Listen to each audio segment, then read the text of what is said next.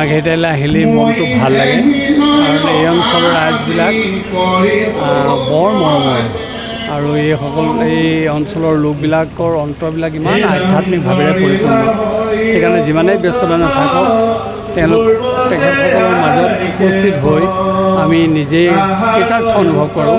আজি আকৌ সেই সুযোগ আমাক ৰাণাজ্যোতি নেওগে দিলে আমি তেখেতলৈও ধন্যবাদ জনাইছোঁ, ৰাইজলৈও ধন্যবাদ জনাইছোঁ।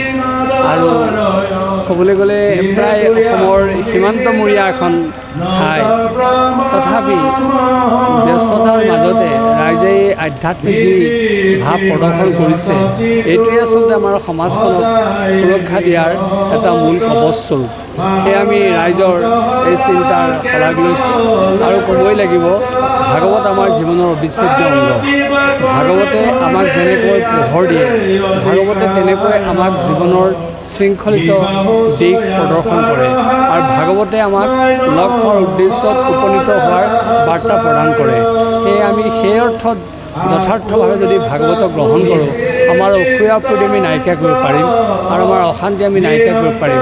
কিন্তু আজি অসমৰ এনে এখন গাঁও নাই, নগৰ নাই, চহৰ নাই য'ত ভাগৱত কীৰ্তন হোৱা নাই। কিন্তু ইমান ভাগৱত কীৰ্তন হোৱাৰ পিছতো তাৰপিছত দেখা গৈছে যে মৰামৰি কটা কৰি হিংসাত দেশ কমা নাই। কিয়?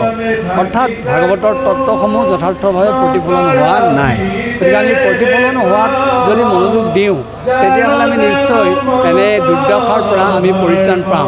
কাৰণ অকল কীৰ্তন কৰিলেই নহ'ব, পৰিৱেশ সৃষ্টি কৰিলেই নহ'ব, তাৰ তত্ত্ববিলাক অনুধাৱন কৰি আমি জীৱনত প্ৰতিফলন ঘটাবলৈ সকলোৱে সচেষ্ট হ'ব লাগিব। আমি আশা কৰিছোঁ যে আমি আজি প্ৰায় 7 বছৰৰ আগতে এই যি মণিকূটত আসন প্ৰতিষ্ঠা কৰিছিলোঁ তাৰপিছত ইমান লহপহকৈ বাঢ়ি অহাৰ দৰে নামঘৰটোৱে এটা সুন্দৰ পৰিৱেশ সৃষ্টি কৰিলে।